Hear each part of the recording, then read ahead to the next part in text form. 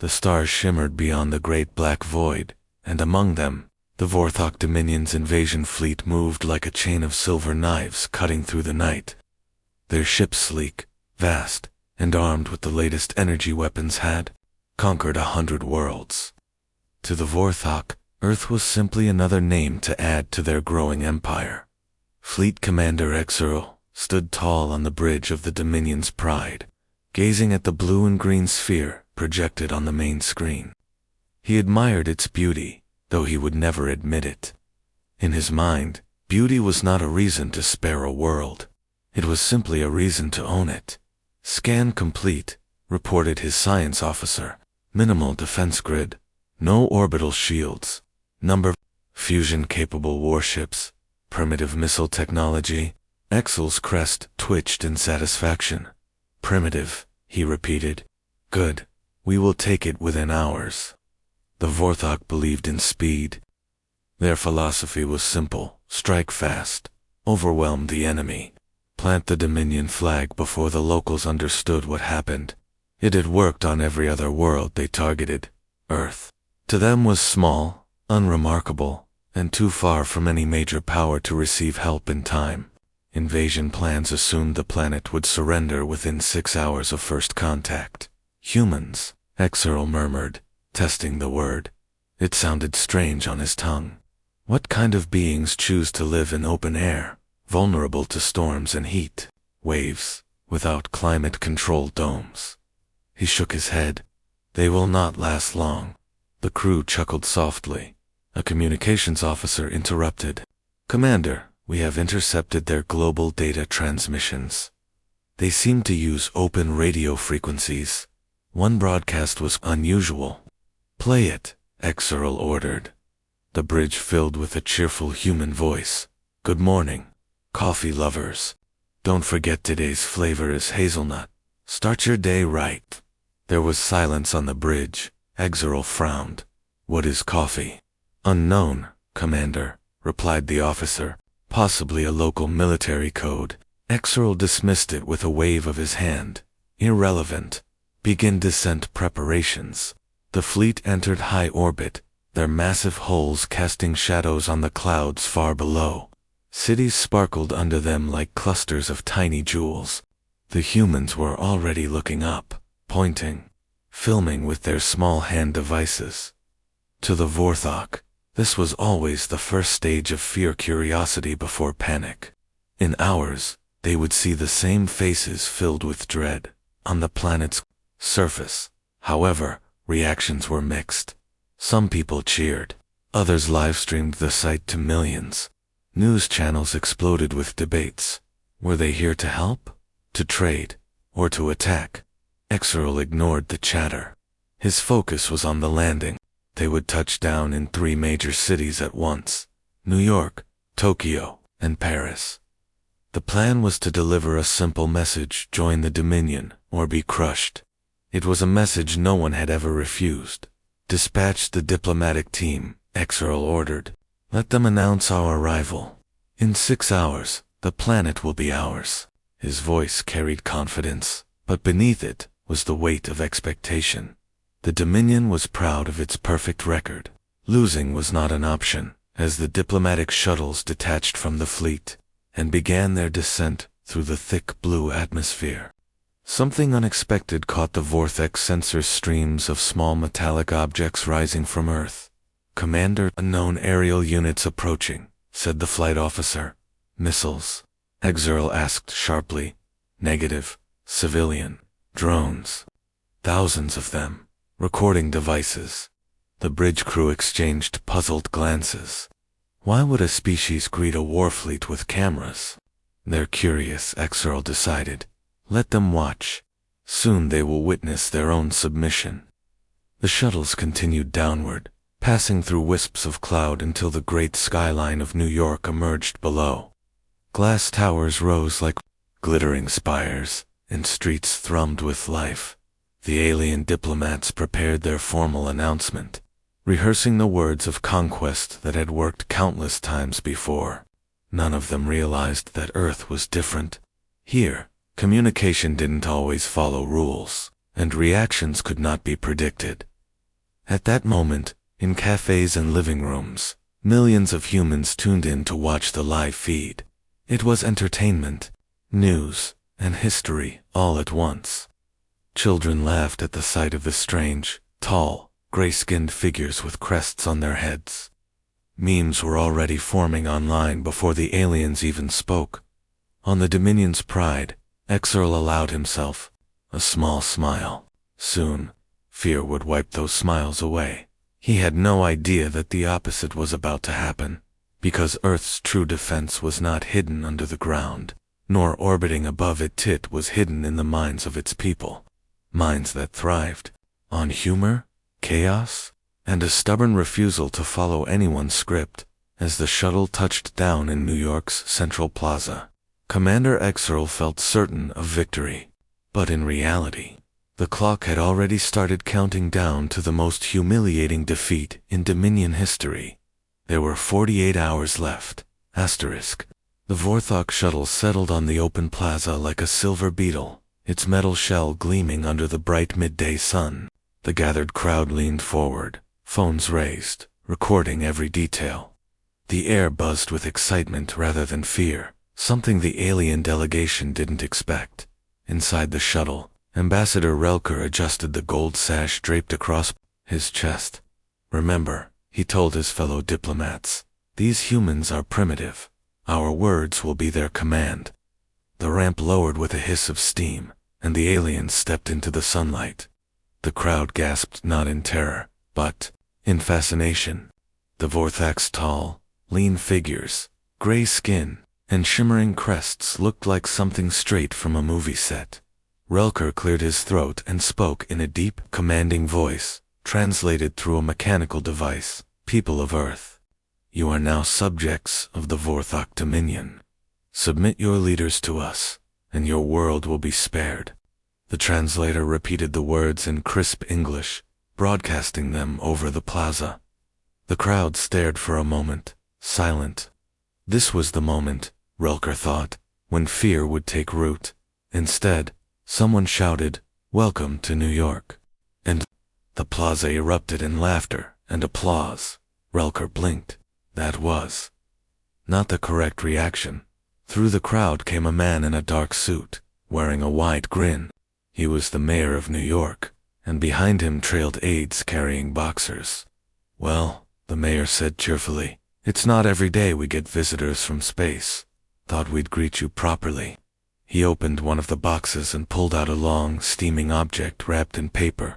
"This," he announced, "is called a hot dog. It's a local specialty. You have to try it." The Vorthok diplomats froze. Food exchange was not in the protocol, but the mayor was already holding one out toward Relker. Relker hesitated, then wanting to appear polite accepted it. He stared at the soft bread and the bright yellow lines smeared on top. "What is this yellow substance?" "Mustard," the mayor said with a wink. "Adds flavor." Relker cautiously bit into the hot dog. A second later, his crest twitched violently. His eyes watered, and a strange heat spread across his tongue. Vorthok taste buds were not designed for mustard. The crowd roared with laughter. Phones clicked, videos streamed online, and within minutes, clips of an alien ambassador struggling with a hot dog were trending worldwide. Relker fought to maintain dignity, swallowing the bite with effort. "Thank you," he managed, though his translator made the words sound strained. Meanwhile, a group of reporters pushed forward, microphones in hand. "Ambassador, how long will you be staying? Do you have pets on your planet? Is your spaceship available for tours?" The aliens exchanged uneasy glances. No one was showing fear. Instead, curiosity and humor dominated the moment. Back aboard the Dominion's Pride, Commander Exerl watched the live broadcast with growing unease. This was not the respectful submission he had envisioned. Instead, his proud ambassador was being memed in real time across Earth's networks.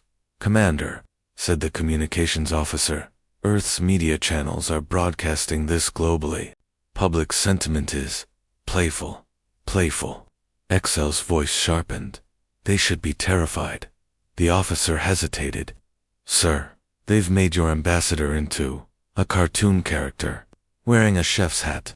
XL's crest stiffened. The humans were mocking the man, doing it faster than the Dominion could react. Down in the plaza, the mayor was now offering the aliens welcome gifts wrapped in shiny paper bags. These are bagels, he explained, and this is coffee hour. Most important drink. Relker sniffed the coffee. Its strong, bitter aroma made him recoil, but the crowd cheered for him to try it. Under pressure, he took a sip. The caffeine hit his alien system like an electric jolt, causing him to blink rapidly. This is powerful, Relker admitted, his translator stumbling over the words. The crowd laughed again, clapping. The moment the aliens returned to their shuttle, the mayor waved them off with a big smile. See you tomorrow for lunch, he called. The shuttle doors closed, and Relker exhaled heavily. They did not take us seriously, he muttered. They will, Exerl promised over the comm. Tomorrow we begin full military operations. They will know the power of the Dominion. But deep inside, a sliver of doubt formed in the commander's mind. Earth was not reacting like any world before it. The humans didn't follow the script. They didn't freeze in fear. They turned the entire first contact into a public festival. And somewhere in the endless streams of human data, a new phrase was going viral. Welcome to Earth. Bring your own mustard. The countdown to defeat continued. 42 hours remained. Dawn broke across the planet, casting golden light over oceans and cities. In orbit, the Vorthok fleet floated like a wall of metal teeth, their shadows drifting over the clouds. Commander Exerl stood on the bridge of the Dominion's Pride, his patience wearing thin. The previous day's diplomatic outreach had been a disaster. Instead of trembling in submission, the humans had laughed, fed his ambassadors strange foods, and turned the moment into an interplanetary comedy show. Today, things would change. Deploy scouts, Exerl ordered. We will map their military positions before striking. Dozens of sleek drones detached from the fleet and streaked toward the planet, scanning with high-powered sensors. They searched for missile silos, energy cannons, orbital defense platforms, anything that could threaten the Dominion's power. Hours passed, and the results came in. Commander, reported the science officer, we have located very little. No advanced weapons, no planetary shield. However, he hesitated. They have thousands of satellites in low orbit. Exerl frowned. Military? Not exactly. Many are. Weather monitoring, navigation, and civilian communication units. But there are hundreds of private ones as well. Uncoordinated, but everywhere. Before Exerl could dismiss the report, the communications officer spoke urgently. Sir, our drone feeds are being jammed. The interference is unusual from their military. No, sir, from private radio operators. The idea made Exerl pause.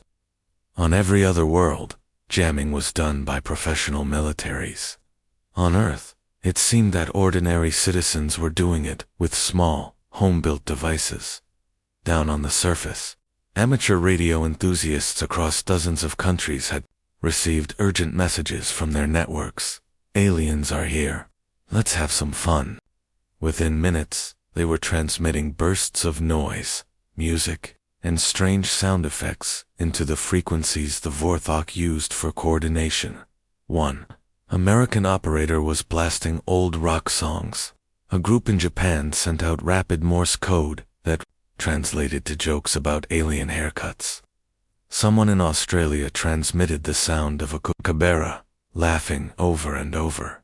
The Dominion fleet was suddenly drowning in noise. Exerl growled. Increase signal power. Burn through their interference. But even as his crew worked, another alert flashed across the bridge. Commander, we've had a breach in the secondary data link. A breach? From where? The reply was hesitant. From a network identified as high school computers. in something called a robotics club. In a small town on Earth, 3 teenagers sat in a cluttered school lab, grinning as they navigated the Vorthak systems. They weren't trained, hackers just curious, clever kids with a talent for tinkering. And somehow, they had gained access to the fleet's drone control panel. Within minutes, the alien drones were spinning in slow circles, flashing their navigation lights in patterns that spelled out welcome in Morse code. The footage went viral online. Billions watched the Dominion's proud reconnaissance drones blink like party decorations. Earl slammed a clawed hand against the console. Disable them, now. The crew scrambled to regain control, but the damage was done. The humans had not only infiltrated their network, they had turned the invasion into a joke. Worse, Earl began to notice something alarming. Despite the jamming and hacking, human infrastructure still worked perfectly. Communication across the planet continued without pause. Whatever defensive measures Earth had were not centralized in a vulnerable location. They were spread everywhere, woven into countless independent systems in the Dominion's war doctrine. This was a nightmare. Most planets relied on a single command hub. Destroy the hub, and the planet was helpless. But Earth was like a swarm of ants. Remove one mound, and the rest carried on as if nothing happened. Back on the surface, more layers of unseen defense revealed themselves. Civilian drones were following Vorthok landing craft, streaming live footage to millions. Hobbyist weather balloon enthusiasts had launched balloons, carrying cameras to track alien movement from the upper atmosphere.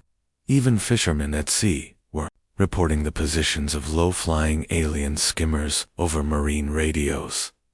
Earl paced the bridge, his crest shifting colors with agitation. How do they coordinate without a central command? He muttered. The science officer replied quietly. Perhaps they don't need one. They appear to be self-organizing. It was a concept alien to the Vorthok military, which depended on rigid hierarchy. On Earth, it seemed every individual could act like a small part of a much larger brain. By evening, the Dominion's intelligence report was a mess of contradictions. Earth had no planetary shield, yet they could blind alien sensors. They had no advanced weapons, yet they could infiltrate alien systems. They had no central military authority, yet they could track enemy positions in real time. In the common room of the Dominion's pride, younger officers whispered uneasily. They are primitives, one insisted. This is just chaos. But, another replied, then why does it feel like they are always one step ahead? Earl stood at the viewport, looking down at the glowing continents. His invasion was supposed to be swift and clean. Instead, it was being bogged down by a planet whose people refused to follow the rules of war. Somewhere down there, humans were laughing, sharing videos, and making new plans. They didn't have laser cannons or warships, but they had something far more dangerous, an unpredictable, unstoppable network of ordinary people who refused to give up. The invasion clock kept ticking. 34 hours remained. Morning sunlight spilled across Earth's cities. But for the Vorthok fleet, the day began with confusion. Commander Earl had spent the night reviewing new intelligence, trying to find a weakness. Every report, however, came back stranger than the last. Commander, the communications officer began nervously. Our data feeds are being flooded again. By the radio operators, Earl asked. No, sir. This time by videos. Videos, the officer hesitated. Human entertainment broadcasts, billions of them. In the war room, giant screens filled with images dancing animals, cooking shows, music videos, and something called stand-up comedy. At first, the crew ignored it, but human content had a strange pull. One officer stared at a cat leaping into a box and laughed midway through a battle report. What are you doing? Earl barked. I don't know, Commander. I can't look away. The problem grew worse by the hour. Humans began uploading tailored content meant specifically for the invaders, mocking the Vorthak's clothing. mimicking their speech, and even designing dance challenges with alien moves. Soldiers who were supposed to be guarding outposts found themselves glued to human streams, trying to understand the jokes. In a cafe in London, a group of comedians live-streamed a sketch about aliens who couldn't find the bathroom. The videos spread like wildfire across Earth's networks and, somehow, into the Vorthak's own entertainment systems. By noon, Dominion troops in orbit were whispering the punchline to each other. "What is happening to discipline?" demanded they. "Talk about us as if we're part of their comedy," the morale officer admitted. "The troops don't know how to respond." On the surface, culture became a weapon. Human street performers dressed as Vorthok soldiers posed for tourists. Artists painted huge, exaggerated murals of the Dominion fleet, except in the paintings. The alien ships were shaped like giant teapots or sandwiches. In Paris, musicians gathered under the landing zones to play loud jazz, disrupting alien announcements. The Vorthok didn't understand. To them, war was order and control. But here, they were being swallowed by noise, art, and humor they couldn't predict. Every time they tried to make an official statement, human media twisted it into a meme. By evening, some alien officers began copying human slang, thinking it might help them blend in. A young Vorthok soldier greeted his commander with, "Sup, boss," and nearly got demoted. Exerl sat in his quarters, staring at the planet below. "We came to break their spirit," he muttered, "but instead, they're changing ours." Hours kept slipping away. 27 remained. The next day began with hope for the Vorthok.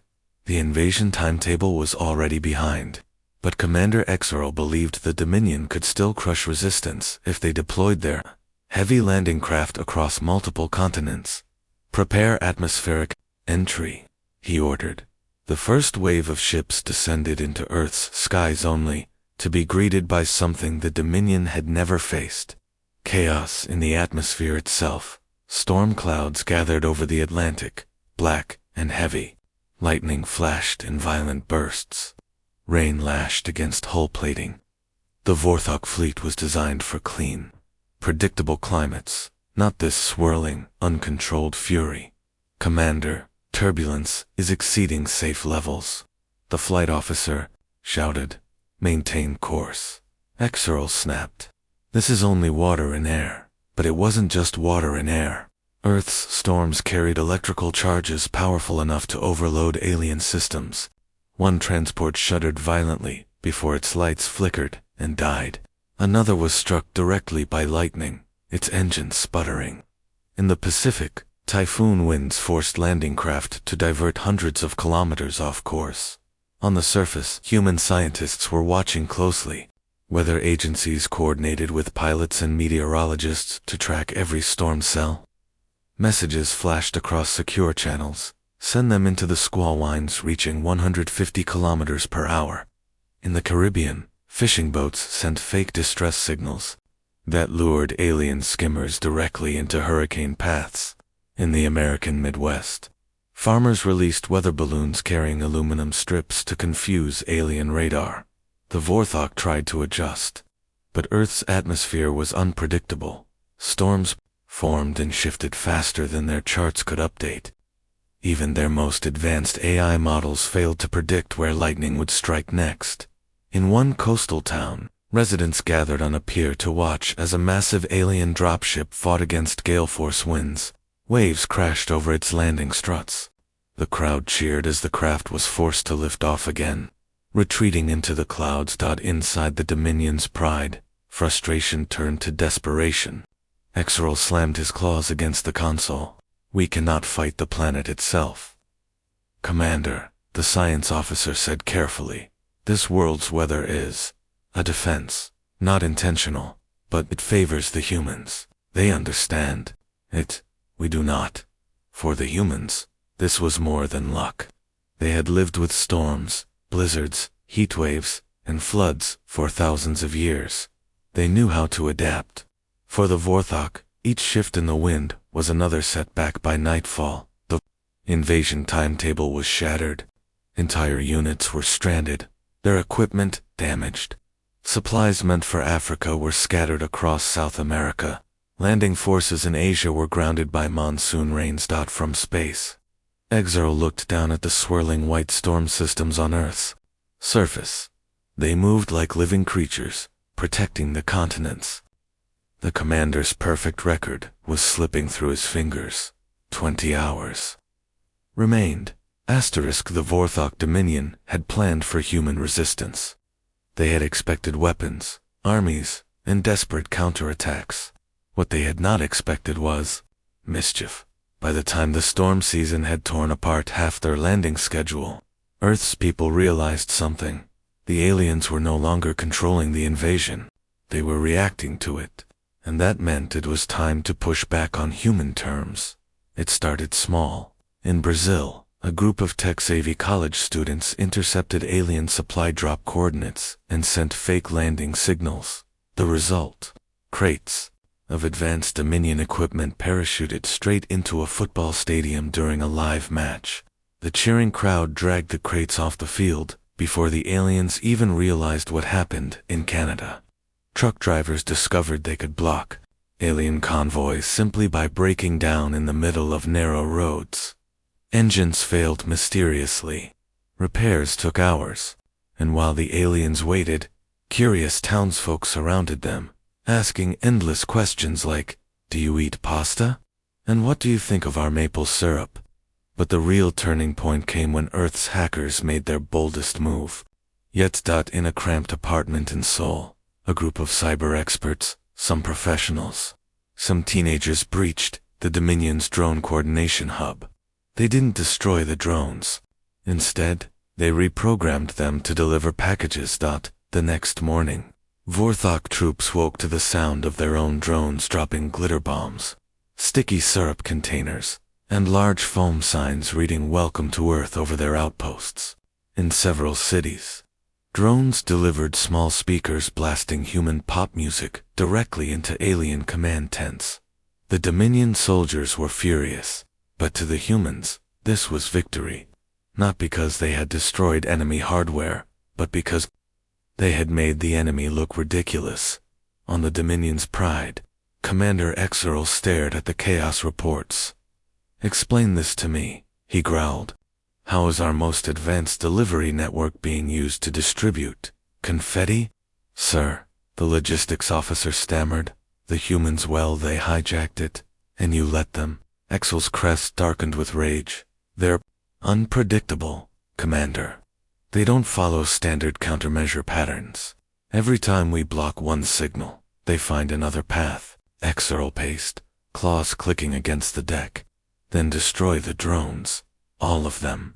"But sir, they are essential for supply lines." "Do it." Within hours, the Dominion's own logistics collapsed.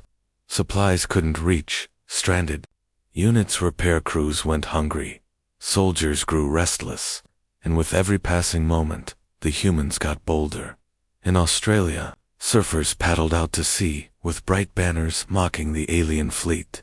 Satellite images showed dozens of these banners floating off the coast, spelling words in English and alien script, some of them cheeky jokes.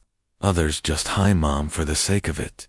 In Germany, hackers hijacked alien loudspeaker systems and replaced all alerts with recordings of a calm human voice saying, "This is a friendly reminder. Invading Earth is a bad idea." And then came the media blow. A group of journalists in New York managed to capture exclusive footage of the Vorthok retreating from a flooded landing site, their vehicles stuck in knee-deep mud. The clip spread worldwide within minutes. News anchors replayed it over and over, calling it the Great Mud March. In the Dominion fleet, morale plummeted. Soldiers whispered about the humans' strange powers, the way they seemed to know where to strike without fighting, the way they could turn entire battles into jokes. For Exeral, the final straw came when a Vorthok officer, once proud and disciplined, refused to leave a captured human library. "I am studying," the officer insisted. "They have an incredible variety of cooking books, and something called science fiction.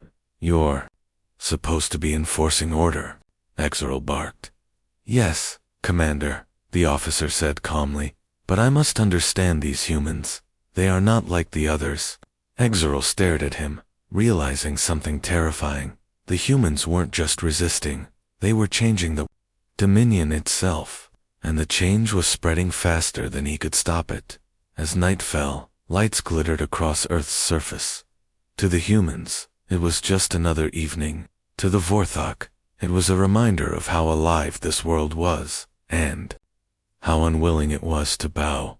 Exeral returned to the bridge, his jaw tight. Prepare the fleet for extraction. The room fell silent. Commander, the operations officer asked. You heard me? We can no longer guarantee control of the situation. Tomorrow, we leave.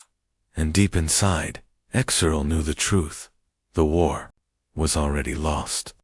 Not because Earth had the strongest weapons, but because it had the strongest spirit. Only 12 hours remained. The decision had been made. Commander Exeral would not admit it out loud, but the Vorthok Dominion's first defeat was less than a day away. The invasion that was supposed to be history's fastest conquest had turned into its fastest embarrassment. At dawn, orders rippled through the fleet. Prepare for tactical redeployment. It was the polite military term for retreat. Ships that had once descended in triumph now rose awkwardly from the surface. Their landing gear still caked in mud, their hulls smeared with the results of human welcome gifts. From orbit, the evacuation looked almost like a festival. In cities across the world, people gathered in open squares to watch the alien ships leave. Some waved flags, others held signs that read, "Thanks for visiting." And next time, bring pizza. Entire bands played farewell tunes as Vorthok transports roared into the sky. In New York, the mayor who had once offered hot dogs was back in the plaza, holding a giant coffee cup with "To Go" written in bold letters, one for the road. He called toward the departing shuttle.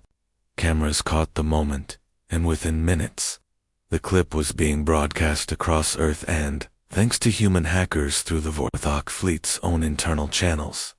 Inside the Dominion's pride, Exeral watched in stony silence. Every farewell, wave, every cheer, every human laugh felt like a dagger in his pride. This was not supposed to happen, he muttered. Commander, said his morale officer carefully, our soldiers. Some of them are requesting to remain on Earth. Exel's crest snapped upright. Remain? For what purpose? The officer shifted uncomfortably. They say they wish to learn more about human culture. Some have made local friends. Others are fascinated by Netflix. Netflix? Exeral asked. I believe it is one of their information-sharing networks. Very addictive, apparently. Exeral groaned. The invasion was over, and Wurzurth was stealing his troops without firing a single weapon. Down below, the human media was in overdrive.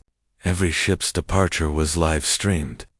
Talk show hosts cracked jokes about space tourists who couldn't handle the weather. Social media trends exploded with hashtags like #ByeBye, VORTHAK, and hashtag for 8 hours of fun. Even school children joined. In a small village in Kenya, kids stood in a line, chanting goodbye in both English and alien speech. The clip went viral within hours. Some humans even treated the retreat as a parade. In Tokyo, people gathered along the streets as alien ground vehicles rolled toward their transports, tossing origami cranes into open hatches as tokens of peace. The Vorthok didn't know whether to be touched or insulted. The moment of ultimate humiliation came during the final launch sequence. A group of engineers in Argentina hacked into the fleet's external announcement system, replacing the standard departure chime with a cheerful human voice saying, "Thank you for visiting Earth. We hope you enjoyed your stay. Please leave a review." When the voice played through every ship in the fleet, laughter erupted across the planet. Even some alien crew members chuckled quietly. Exeral sat rigid in his command chair. "Initiate jump sequence," he ordered. Sooner they were gone. the sooner the embarrassment could fade. But it wouldn't fade. Deep down, Exeral knew this story would spread across the galaxy. The Dominion's rivals would hear about it. Other worlds would laugh. And Earth would become famous as the planet that sent an empire running. As the fleet began to rise, something unexpected happened. On the largest open channel, a human voice spoke, a translator, rendering it into perfect Vorthok. "This is not the end, Commander. You will remember Earth. And maybe, one day, you'll come back for coffee." Exeral didn't respond. He simply gave the order to engage the faster-than-light engines. The stars stretched, the blue-green world faded from view, and the Dominion's first defeat was sealed back on Earth. Fireworks exploded across city skies. People celebrated not because they had destroyed an enemy, but because they had outsmarted one. There were no ruins to mourn, no armies to rebuild. The fight had been won with humor, creativity, and unity. In bars and homes, people raised glasses to toast a strange, proud moment. A grandmother in Italy summed it up perfectly. "They came to conquer. We gave them coffee and sent them home." In the quiet of his quarters, Exeral replayed the events in his mind. He had learned something uncomfortable. Power wasn't only in weapons. Sometimes, it was in the ability to turn fear into laughter, and to keep standing no matter what. The Dominion had underestimated Earth. The galaxy wouldn't make that mistake again. T-6 hours. And the invasion clock had already stopped. The blue-green planet spun quietly in the vastness of space. Its skies clear and bright again. The Vorthok Dominion fleet was gone, vanishing into the darkness as quickly as it had appeared. For Earth, the invasion was over. For the galaxy, the story had just begun. In the hours after the withdrawal, humans filled the streets. There were no victory parades with tanks or military banners, only music, laughter, and a shared sense of wonder. People embraced strangers, clapped each other on the back, and told their own version of how it happened to anyone who would listen.